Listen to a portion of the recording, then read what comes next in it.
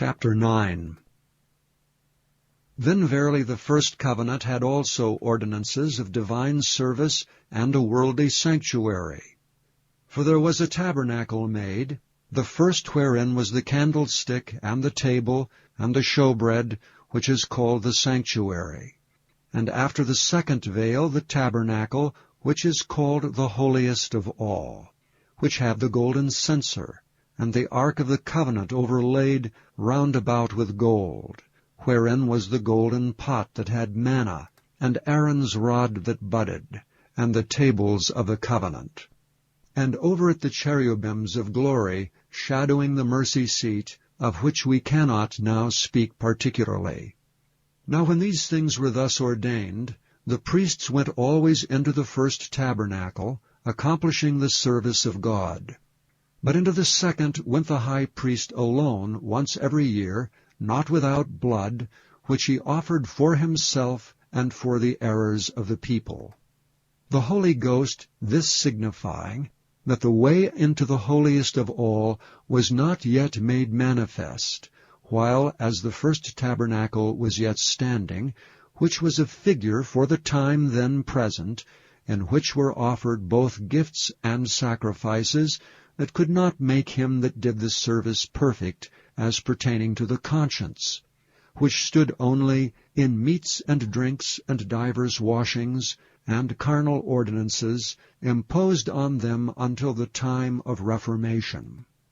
But Christ being come an high priest of good things to come, by a greater and more perfect tabernacle, not made with hands, that is to say, not of this building, neither by the blood of goats and calves, but by his own blood he entered in once into the holy place, having obtained eternal redemption for us.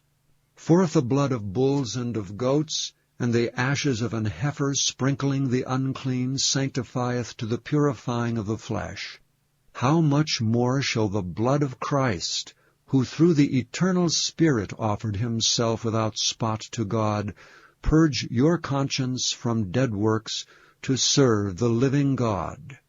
And for this cause he is the mediator of the New Testament, that by means of death, for the redemption of the transgressions that were under the first testament, they which are called might receive the promise of eternal inheritance. For where a testament is, there must also of necessity be the death of the testator. For a testament is of force after men are dead. Otherwise it is of no strength at all while the testator liveth. Whereupon neither the first testament was dedicated without blood. For when Moses had spoken every precept to all the people according to the law, he took the blood of calves and of goats with water, and scarlet wool, and hyssop, and sprinkled both the book and all the people, saying, This is the blood of the testament which God hath enjoined unto you. Moreover he sprinkled with blood both the tabernacle and all the vessels of the ministry.